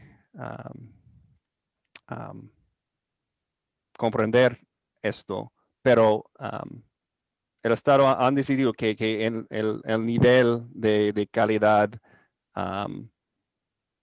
hay que comenzar con agua potable y necesitas algo más, algo más porque es el comienzo con aguas recicladas es diferente que otras fuentes más más puras. Sí, es que en ese caso efectivamente estás hablando de agua reciclada, digamos, pero cuando estás hablando de agua de origen prácticamente natural, que ha sido afectada o adquirido cierta carga contaminante propio de los procesos de arrastre, de dilución, pero no de un agua usada, ¿ya? De proceso, digamos, que ahí sí es distinto porque ahí sí tú tienes presencia de ciertos elementos a niveles trazas o en pequeñas proporciones que efectivamente pueden no estar incluidos en la norma de agua potable, pero como concepto de agua entre comillas natural, que se ve afectada producto de los procesos naturales o antrópicos propios, pero que no es pero lo que no es un agua de proceso químico o industrial, ¿verdad? Es ahí donde varios tenemos una mirada de que a esa agua se le está poniendo una exigencia muy alta, que es distinto a una agua reciclada, industrial, que tienes que tratar, digamos, porque tiene cargas contaminantes muy peligrosas, digamos. Entonces, hay una diferencia entre el agua reciclada y el agua natural, por así decirlo, que se ha visto afecto a tomar cargas de contaminación. Pablo, perdón. Sí. Una consulta. En primer lugar, felicitaciones a Jason por tu presentación, interesante. Y aquí viene un poco el tema. Yo tuve la oportunidad de visitar la planta. Los volúmenes de agua que ustedes recargan es impresionante. Entonces, considero que, obviamente, si tú no, digamos, llevas el seguimiento de los parámetros que vayan a contaminar, claramente va a generar un caos dentro del acuífero. Entiendo, hasta donde recuerdo, eran 4 metros cúbicos por segundo de recarga en distintas instalaciones tenían ustedes. No sé si me puedes confirmar eso. 4.300 calculé yo con las cifras que entregó Jason. Eso me dio. Quizás José Luis o alguien puede traducir esto para mí para responder. Pablo. Yo no ofrezco para traducir. Pablo. Sí, dame un segundo. Hola Humberto, ¿cómo estás? Dame un segundito para cerrar la otra consulta. Yo entendí, José Luis, de tu consulta que los volúmenes de agua de recarga que hablaba Jason son muy, muy grandes. Yo hice el cálculo y me da algo de 4.300 litros por segundo, digamos. Entonces, 4,3 metros cúbicos por segundo. Efectivamente, claro, eso da 4,3. Claro, entonces con ese caudal y esos volúmenes, claramente el tema de la calidad se transforma sobre todo si es de agua reusada, agua reciclada, es fundamental porque el volumen es muy alto, entonces te puede producir efectivamente un gran perjuicio al acuífero. En esa línea iba la pregunta, Jason, de José Luis. Entiendo. Gracias por la clarificación. Déjame, Jason, sorry. Me gustaría que pudieras informarnos o darnos a conocer cuál es el monto de la inversión para esos 4,3 metros cúbicos por segundo que hoy día tratan. Okay. Well, nuestra instalación, nuestra planta para este tipo de aguas recicladas con ese nivel de purificación, creo que es la planta más grande del mundo de este tipo de reutilización, creo, por potable. Y sí, tenemos una economía de escala para mucho agua para nuestros costos de la facilidad y mucha gente, right? Entonces, más de 2,000 gente para estos costos.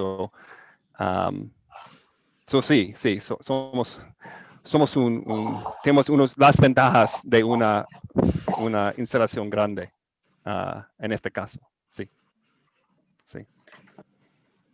Ok, gracias. Humberto, ¿tú querías hacer un comentario? Sí. Bueno, yo creo que es evidente de que no hay que confundir la recarga con agua reciclada, ¿ya? Y dependiendo del tipo de uso que se le va a dar a esa agua reciclada, con otro tipo de recargas que no corresponden a agua reciclada. Es obvio de que en el caso de aguas recicladas de origen urbano, las prevenciones tienen que ser muchísimo mayores por una serie de razones bastante claras, pero no es el caso del resto. Y yo coincido con el punto de vista que ha manifestado Eugenio, en el sentido que es necesario revisar las actuales normas que se están aplicando, y pienso de que hay varias cuestiones que en realidad no tienen fundamento, ¿no? Respecto a exigencias que en su momento no se vieron, que no se tuvieron presente, pero que es claro de que son importantes obstáculos que hay que remover, ¿no? Ahora, respecto al tema de la recarga con agua reciclada, yo quería mencionar de que hicimos un informe con la consultora de Diagua, la que soy socio yo, para Corfo, que es público, sobre el tema de reuso de aguas residuales en general, ¿ya? Y ahí veíamos que no era solamente el tema ambiental el problema que había, sino identificábamos que habían 4 obstáculos que incidían directamente en hacer efectiva el reuso de aguas recicladas en el país. Y comparando con legislación extranjera y tomando una serie de análisis distintos, veíamos que habían problemas asociados a la legislación de aguas, que pensábamos que era necesario revisar. Había problemas respecto a la legislación sanitaria también. También había problemas relacionados y que eran aspectos que era necesario incorporar dentro de la regulación ambiental específica para el reuso de aguas servidas, y en este caso con especial énfasis en la parte de recarga de agua subterránea, por todas las razones que explicaba muy bien Jason. Y finalmente pensábamos que también se requiere una política desde el punto de vista de financiamiento, ¿no? Que resuelva una serie de problemas que están asociados a este punto. Un informe bastante extenso, el cual se puede bajar de la página web de Corfo. Ahora, yo creo que todo este tema de la participación privada, de la iniciativa pública para la recarga de acuíferos, yo creo que no se puede soslayar que la principal dificultad está en la falta de organismo y organización y de planificación y de gestión a nivel de las cuencas.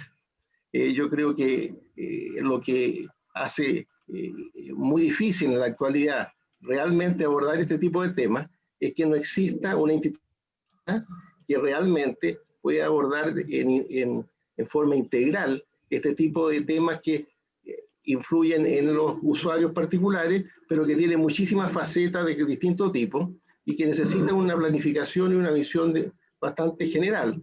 Y para ello se requiere tener una institucionalidad que haga factible este tipo de proyectos de manera importante, masiva, relevante, de la envergadura que lo que mostraba Jason, ¿ya? Una cosa como ella no es posible imaginarla en el país sin una institucionalidad que la respalde, que le dé una estabilidad y una legitimidad. En consecuencia, yo creo que es fundamental para que esto camine volver siempre al tema de la absoluta necesidad de la institucionalidad y de la legislación y de la gestión a nivel de las cuencas. ¿Puedo decir algo?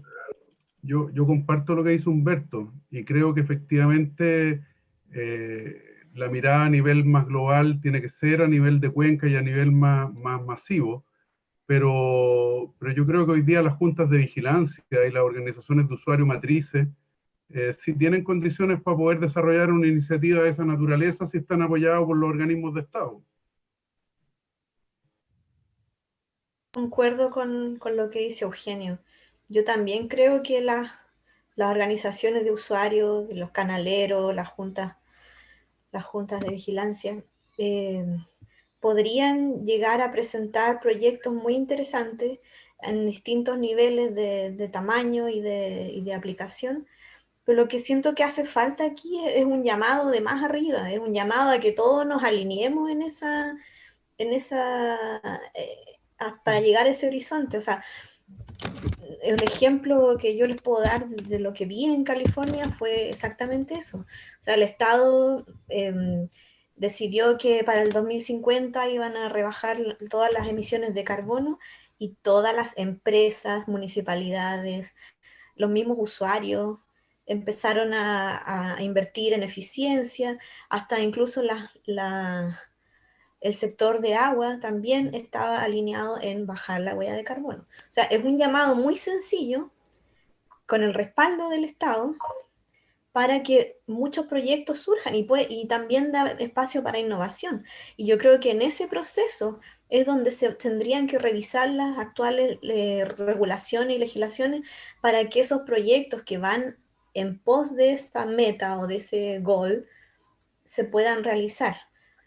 Yo creo que es algo que va a ser necesario hacer, que las regulaciones de, no sé, de 10 o 20 años atrás quizás no se adaptan a los tiempos que estamos viviendo ahora, y creo también que incluso estamos atrasados, o sea, con la tremenda sequía de las pasadas décadas, ya estamos atrasados en eso. Entonces, siento que hace falta ese llamado para que tanto empresas privadas, asociaciones de ganaderos, todos presenten proyectos. Y quizás también darle el espacio y las facilidades para que esos proyectos se lleven a cabo. Porque la tecnología ya existe, está todo documentado. Lo que nos cuenta Jason es aplicable en cualquier parte, en pequeña, mediana y gran escala. Y lo de la recarga de aguas naturales también.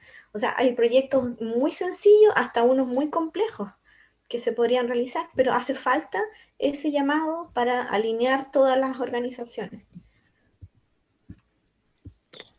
Gracias, Soraya. Sí, yo comparto plenamente lo que estás comentando. Jordi, ¿tú querías hacer algún comentario? Sí, buenas noches desde Barcelona. ¿Cómo estás, Jordi? Sí, un gusto de volver a estar con ustedes, aunque sea tan a la distancia. Lo cortaron. Ahí está. No, es que quería poner el video, pero no se me enciende.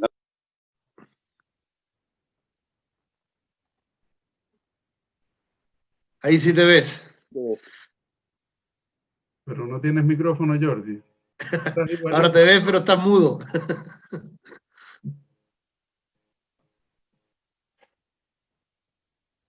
Es que me salen cantidad de mensajes. Es que esto de hablar para Chile se me da como al revés. Entonces, por eso me sale tan mal. Yo no me acuerdo.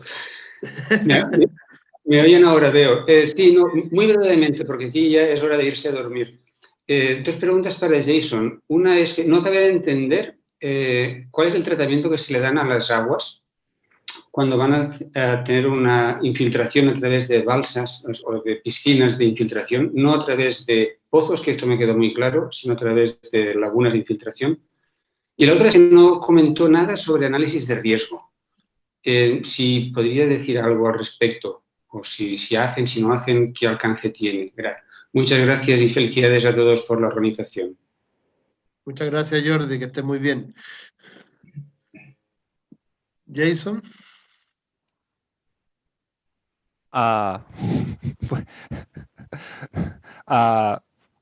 ¿Fue una pregunta para mí entre eso? ¿No? Sí. Yeah. Jason, the question was for you. This is Jordi from Barcelona, from Spain. Okay. La pregunta es la siguiente. ¿Cuál es el tratamiento de las aguas servidas antes de infiltrarlas con lagunas de infiltración? No a través de pozos, sino a través de lagunas superficiales. Okay. Esta es la primera. La segunda es si puedes decir algo al respecto del análisis de riesgo previo a la recarga de aguas servidas tratadas. Gracias. Okay.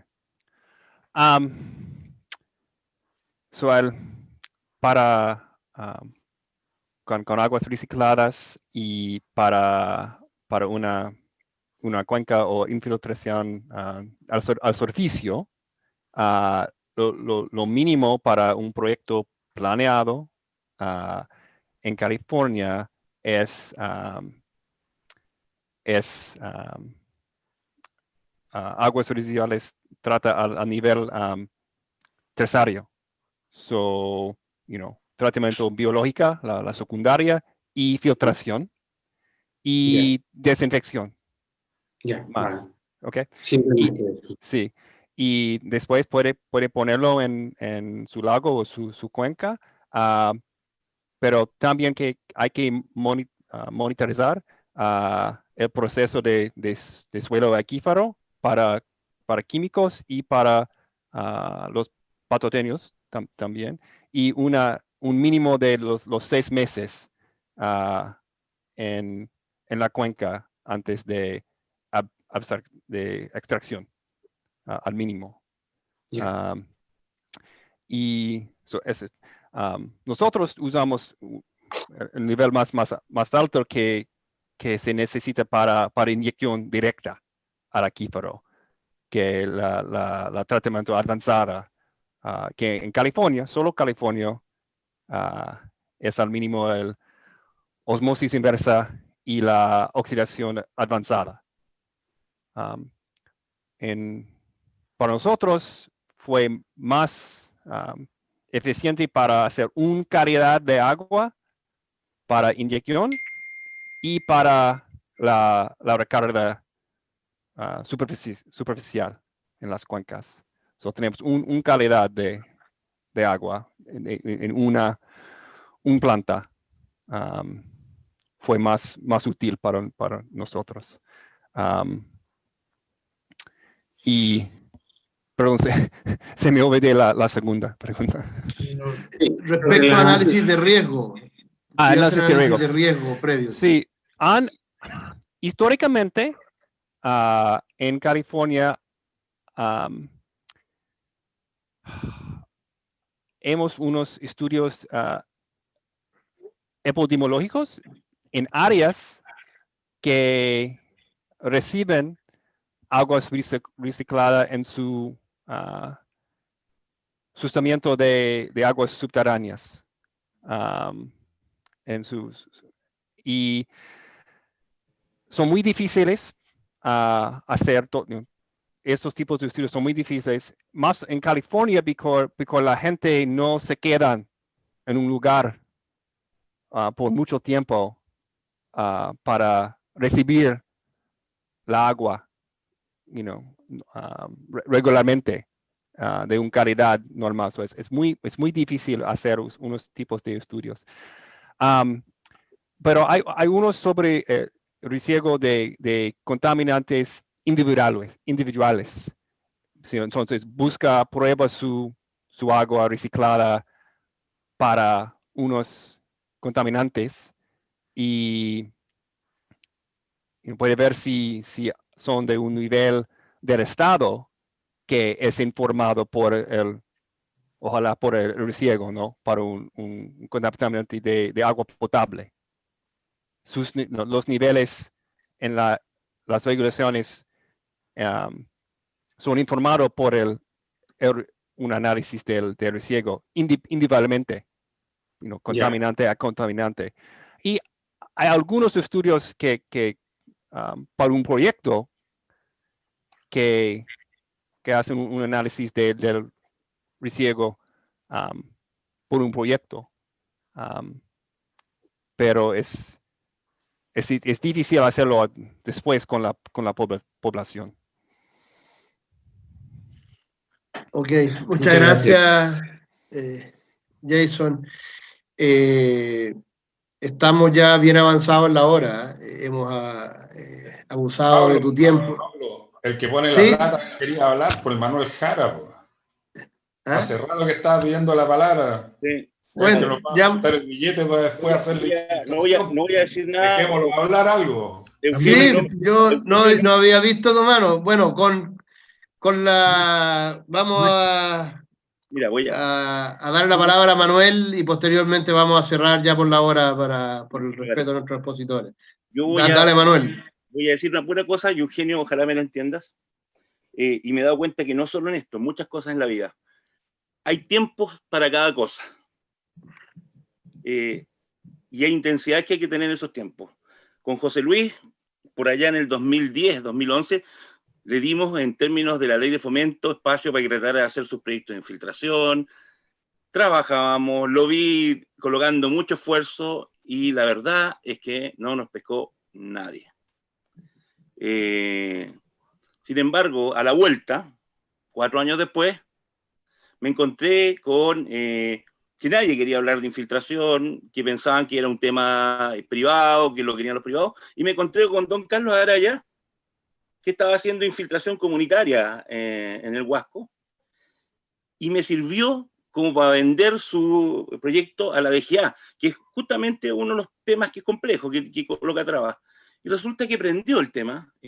Carlos Araya nos ayudó a que el tema se entendiera justamente como un tema más social, y el tema aprendió, y ha ido aprendiendo en forma muy fuerte.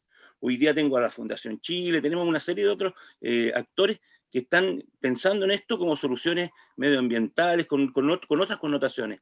Creo que el tiempo de justamente la infiltración está llegando, y los actores que están aquí son justamente los que van a hacer que eso funcione y que Chile se saque todas estas trabas que tiene en la cabeza. Quería nombrarlos los dos porque fueron historias distintas y creo que es importante que por lo menos en la trayectoria, en el Estado, de los esfuerzos que hace el Estado, son importantes ambas. Gracias, Manuel. Yo estoy de acuerdo contigo. Tengo súper claro que los tiempos son necesarios para cada cosa, pero si uno no levanta el dedo y no pone los temas, no se producen nunca. Por lo tanto, me alegro de tu ministro actual, que de verdad tiene puesto el foco en este tema y en otros que tienen que ver con fortalecer el agua y que de verdad haya inversiones. Ojalá que lo escuchen más, porque a veces no lo escuchan tanto. Así es. Entonces, el punto es que hay que mantener las banderas en alto, porque si tú no levantas las banderas, esos temas no existen. Y como tú dices, hay muchos temas que al Sud ha levantado y que se ha demorado una década en que de verdad tengan cabida. Este es uno. Gracias, Eugenio. Manuel, excelente tus palabras, me identifico y las comparto plenamente. Yo creo que están como broche de oro para el cierre, digamos, ¿verdad? Muchas gracias, Jason, Eugenio, Fernando, por su tiempo. Muchas gracias a todos, hemos tenido una buena participación, en su momento superamos las 80 personas. Y les vamos a estar avisando de las actividades del sur. Si ya probablemente no nos veremos lo que queda de este año, así que aprovecho de desearles a todos una muy feliz Navidad, un fin de año complejo para todos a nivel mundial. Este ha sido un año completamente atípico, que nos ha pues, puesto desafíos y trabas no menores, así que deseándoles lo mejor a todos, que estén todos muy bien de salud, reiterándose nuestros agradecimientos, Jason. Damos por cerrado nuestro webinario de diciembre y el último del año 2020. Estén muy bien. Hasta luego, gracias Jason. Hasta luego, muchas gracias. Gracias, hasta luego. Gracias.